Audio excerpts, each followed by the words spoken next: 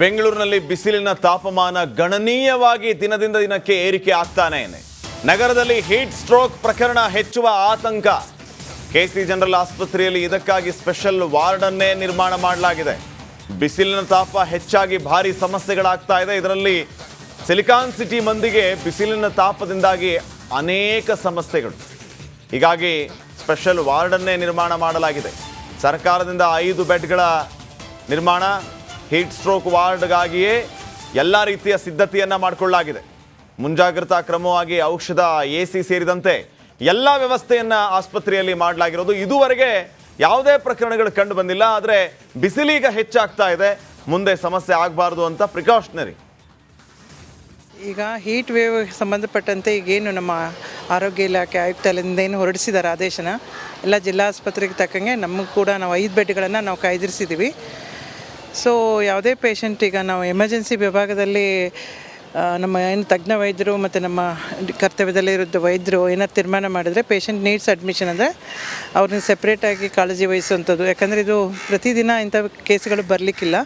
ಹಾಗಾಗಿ ಅವ್ರಿಗೆ ತುಂಬ ಉತ್ತಮವಾಗಿ ಚಿಕಿತ್ಸೆ ಸಲುವಾಗಿ ಅದಕ್ಕೆ ಸುಶ್ರುತ ಅಧಿಕಾರಿಗಳು ಕೂಡ ಮತ್ತು ವೈದ್ಯರು ಕೂಡ ಇದನ್ನು ಓರಿಯೆಂಟೇಷನ್ ಮಾಡಿ ಸ್ಪೆಷಲ್ ವಾರ್ಡ್ ಅಂದರೆ 5 ಬೆಡ್ ಅವ್ರಿಗಂತ ಮೀಸಲಿಟ್ಟಿರ್ತೀವಿ.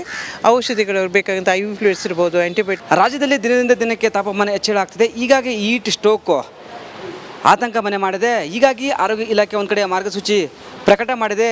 ಅಂದರೆ ಸಿಟಿಯ ಎಲ್ಲ ಆಸ್ಪತ್ರೆಗಳಲ್ಲಿ ಸ್ಪೆಷಲ್ ವಾರ್ಡ್ ಅಂದರೆ ಹೀಟ್ ವೇವ್ ವಾರ್ಡ್ ಅಂತ ಏನೋ ಮಾಡಬೇಕೆಂಬ ವಿಚಾರವಾಗಿ ಹೀಗಾಗಿ ಆ ಕೆಸಿ ಜನರಲ್ ಆಸ್ಪತ್ರೆಯಲ್ಲಿ ಇದೀಗ ಸ್ಪೆಷಲ್ ವಾರ್ಡ್ ಮಾಡಿದ್ದಾರೆ. ನೋಡ್ತಿರ್ಬೋದು, ಹೀಟ್ ಸ್ಟ್ರೋಕ್ ವಾರ್ಡ್ ಅಂತ ಮಾಡಿದ್ದಾರೆ. ಇದು 5 ಬೆಡ್ ಉಳ್ಳುವ ಒಂದು ವಾರ್ಡ್, ಇದು ಸ್ಪೆಷಲ್ ವಾರ್ಡು. ಹೀಗಾಗಿ ಇಲ್ಲಿ ಏನು ಬೇಕು ಆ ಒಂದು ಟ್ರೀಟ್ಮೆಂಟ್, ಆ ಹೀಟ್ ವೇವ್ಗೆ ಯಾರಾದರೂ ಹೀಟ್ ವೇವ್ ಆಗಿ ಅಡ್ಮಿಟ್ ಆದರೆ ಏನು ಬೇಕು ಟ್ರೀಟ್ಮೆಂಟ್ ಇರಬೇಕು, ಅದೆಲ್ಲ ಔಷಧಗಳನ್ನು ಇದೀಗ ರೆಡಿ ಮಾಡ್ತಿದ್ದಾರೆ ಮತ್ತು ಎಲ್ಲ ಸಿದ್ಧತೆ ಮಾಡಿಕೊಂಡಿದ್ದಾರೆ. ಮತ್ತೊಂದು ಕಡೆ AC ಫಿಟ್ಟಿಂಗ್ ಆಯಿತು ಮತ್ತು ಕೂಲರ್ ಫಿಟ್ಟಿಂಗ್ ಆಯಿತು, ಎಲ್ಲ ನೀಟಾಗಿ ಮಾಡ್ತಿದ್ದಾರೆ. ನೋಡ್ತಿರ್ಬೋದು, ಇದು 5 ಬೆಡ್ಡಿನ ವಾರ್ಡ್ ಇದು. ಹೀಗಾಗಿ ಆಕ್ಸಿಜನ್ ವ್ಯವಸ್ಥೆ ಆಯಿತು, ಪ್ರತಿಯೊಂದು ಎಲ್ಲ ಈ ಕೆಸಿ ಜನರಲ್ ಆಸ್ಪತ್ರೆ ಮಾಡಿಕೊಂಡಿದ್ದಾರೆ. ಇನ್ನೂ ಯಾವುದೇ ಪ್ರಕರಣ ದಾಖಲಾಗಿಲ್ಲ.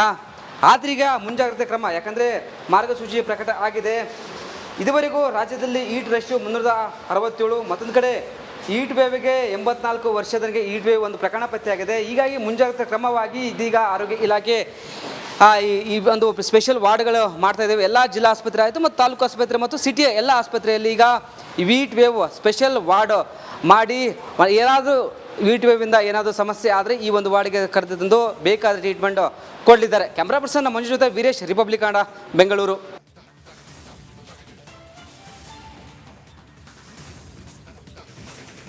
ಬಿಸಿಲ ತಾಪಕ್ಕೆ ತೆಂಗಿನ ಮರದಲ್ಲಿಯೇ ಪ್ರಜ್ಞೆ ತಪ್ಪಿದ್ದಾನೆ ಒಬ್ಬ ಯುವಕ. ಅದೃಷ್ಟವಶಾತ್ ಯುವಕ ಪ್ರಾಣಾಪಾಯದಿಂದ ಪಾರಾಗಿದ್ದಾನೆ.